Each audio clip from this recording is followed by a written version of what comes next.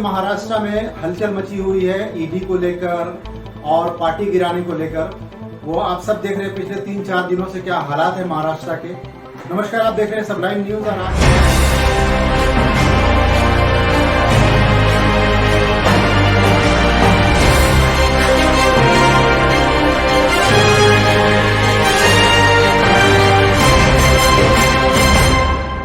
बताने वाला हूँ किस तरीके से पिछले 4 दिनों से महाराष्ट्र में हलचल मची पड़ी है। और उसकी खास वजह है कि शिवसेना के कुछ विधायक पहले तो यहाँ से मुंबई से सूरत गए और सूरत से फिर आसाम चले गए और वहाँ के बड़े होटल में आप आराम फरमा रहे हैं। लेकिन वहीं से उनका ट्विटर और ईमेल और लेटर का जो सिलसिला है जारी है। और किसके ऊपर जारी है तो उनके ऊपर जिन्होंने पिछले 30 साल से सेना की पहचान। मैं आज बात कर रहा हूँ शिवसेना उद्धव ठाकरे के बारे में कि किस तरीके से उन्होंने और उनके स्वर्गीय पिता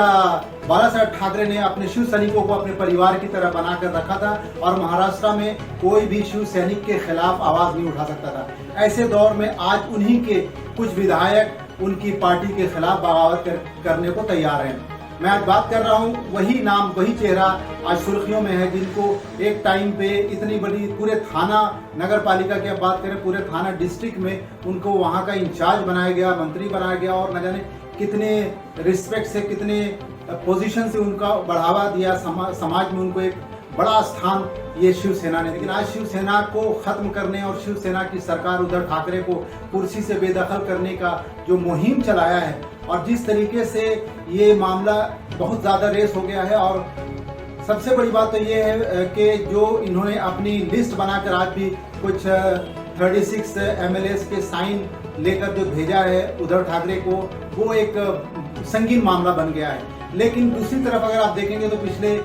2 दिन पहले उद्धव ठाकरे जी ने अपने सरकारी आवास को छोड़ के अपने आवास पर यहाँ बैंड्राइस में आकर शिफ्ट हो गए। और इसी बीच में शिव सैनिकों में एक गुस्सा पनपता जा रहा है, क्योंकि शिव सैनिक का मानना ये है कि हमने जिन जिन विधायकों को चुन कर लाया था वो हमारे शिवसेना यानी बालासाहेब ठाकरे के परिवार के से मुखालफत करने के लिए नहीं जिताया था। हमने जिताया था महाराष्ट्र का और शिवसेना के नाम को ऊपर करने के लिए और विकास के लिए। खबर आ रही है कि 2 ऐसे विधायक इनमें हैं जिनके ऊपर ईडी ने पहले से ही मुकदमा किया हुआ था और उनको तोड़ने के लिए, कमजोर करने के लिए, कहते हैं ना, नीचे से आग लगाया था कि लाओ ऊपर तक जाए, और वैसा ही हुआ। इनको पीछे MLC के चुनाव में भी देखने को मिला था कि किस तरीके से अंदर ही अंदर सेंध मारने का कुछ विधायक ने, कुछ मंत्री ने काम किया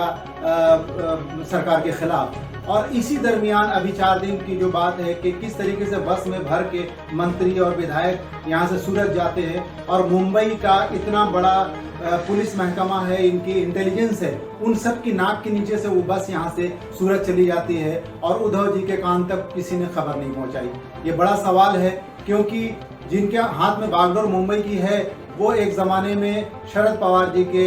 पीए हुआ करते थे। लेकिन आज उनकी इंटेलिजेंस कहीं ना कहीं फेल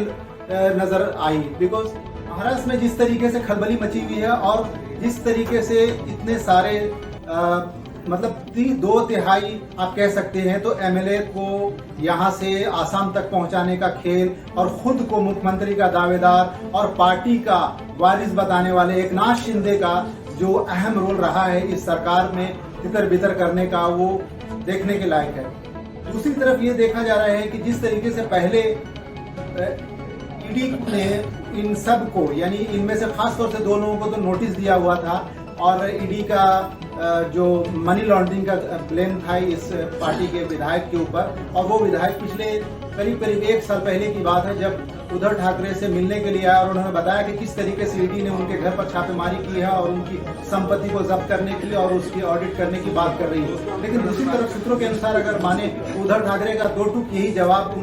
उन विधायकों के लिए था कि आपने अगर गलत तरीके से पैसा कमाया है तो आपको हिसाब देना होगा और अगर आप सही हैं तो आपको डरने की जरूरत नहीं है। लेकिन इसी को दिखाते हुए ईडी ने, अभी कल की बात है कि कल अर्जुन खोतकर, जबकि ये महाराष्ट्र सरकार में बहुत जमाने से, मुझे याद है कि करीब 20 साल हुआ कि वो तब भी मंत्री टेक्सटाइल मिनिस्टर बने थे और बहुत लंबे अरसे से महाराष्ट्र सरकार में और महाराष्ट्र की पॉलिटिक्स में सक्रिय हैं। उनके घर पर भी ईडी ने कल छापेमारी किया और उसमें कुछ 78 करोड़ कि मनी लॉन्ड्रिंग का उनके ऊपर इल्ज़ाम है और उसको अटैच किया है, केस उनके अगेंस्ट किया गया है। तो कहीं ना कहीं ईडी की जो भूमिका है पूरे देश भर में, और अभी इस समय जो महाराष्ट्र की मैं बात कर रहा हूँ, यहाँ पर ईडी एक पार्टी के कार्यकर्ताओं की तरह काम कर रही है। और यहाँ के जो स्टेट गवर्नमेंट के पूर्व मुख्यमंत्री जिन्होंने उद्धव ठाकरे के खिलाफ मुहिम 2014 से शुरू किया था, उसके बाद से ही, बल्कि जब पिछले चुनाव से पहले और अभी एमएलसी के चुनाव के वक्त भी, उनका नाम है देवेंद्र फडणवीस, जो पहले मुख्यमंत्री भी रहे हैं और ये 2 बार, और इस महाराष्ट्र की बीजेपी सेल के बहुत अहम कद्दावर नेता माने जाते हैं। उनका ये जो एमएलसी का, जितना एमएलसी में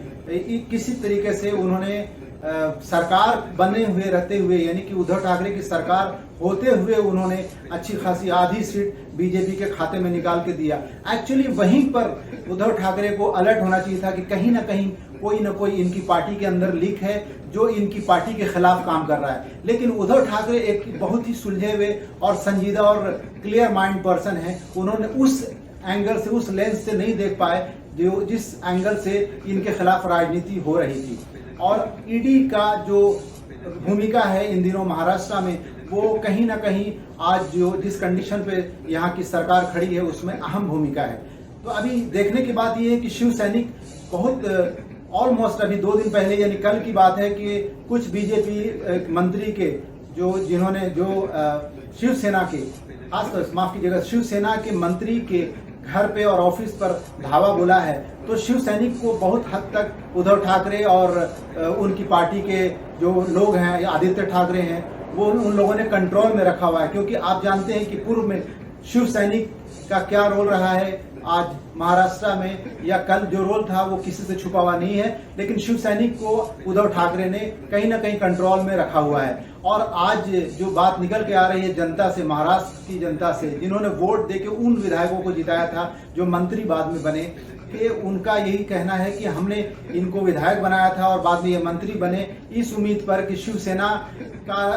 के लिए और हमारे लिए, जनता के लिए बहुत अच्छा काम करेंगे। और उन्होंने जनता के लिए काम करने के बजाय उन्होंने करप्शन किया, और उनका कहीं ना कहीं ईडी ने जो उनको नोटिस दिया है ज्यादा संपत्ति के लिए, फिर मनी लॉन्ड्रिंग के लिए, इन सब के लिए जनता यहाँ की अपने आप को ठगा हुआ महसूस कर रही है और इन विधायकों को कभी भी माफ नहीं करेगी। लेकिन दूसरी तरफ उद्धव ठाकरे ने लिस्ट जारी किया कुछ विधायकों की सदस्यता को कैंसिल करने के लिए। ये भी एक बड़ा सवाल है, अगर ये सदस्यता उनकी खारिज हो जाती है फिर क्या होगा। तो देखने की बात यह है कि अभी आने वाले दिनों में यहाँ की राजनीति किस मोड़ पे जाती है। जिस तरीके से उद्धव ठाकरे खामोश भी है, लेकिन दूसरी तरफ एक बड़ा संकेत है कि आगे क्या होगा, आगे ये सरकार बचेगी या जाएगी। लेकिन जो विधायक यहाँ से आसाम शिफ्ट हो गए, उन विधायकों के लिए इस तरीके से रिक्वेस्ट होता है, इमोशनल होता है, सारा कार्ड लगभग शिवसेना सुप्रीमो और उनकी पार्टी के लोगों ने खेला है, लेकिन कहीं पर बात बनती हुई दिख नहीं रही है। लेकिन अभी देखने की गौरतलब बात यह है कि शिवसेना किस एंगल पे जाके खड़ी होती है, किस स्टेज पे रहती है, और उद्धव ठाकरे की सीट खतरे में होती है या बचा पाते हैं। लेकिन उद्धव ठाकरे अभी तक बहुत संजीदगी से काम ले रहे हैं, बहुत पेशेंस से काम ले रहे हैं। लेकिन जो शिव सैनिक है वो दूसरे जिला से, इतना बड़ा महाराष्ट्र है और शिवसेना का बहुत बड़ा वर्चस्व है, तो खतरा यही है कि कहीं कल को सड़क पे तोड़ फोड़ जारी ना हो जाए और उन विधायकों की खैर होगी या नहीं होगी जिन्होंने पार्टी के साथ, सेना के सुप्रीमो उद्धव ठाकरे के साथ जो गद्दारी किया है, उस गद्दारी का अंजाम क्या होगा। तो बने रहिए सबलाइन न्यूज के साथ और देखते रहिए महाराष्ट्र और दूसरे स्टेट की हर छोटी बड़ी खबर। जय हिंद, जय महाराष्ट्र।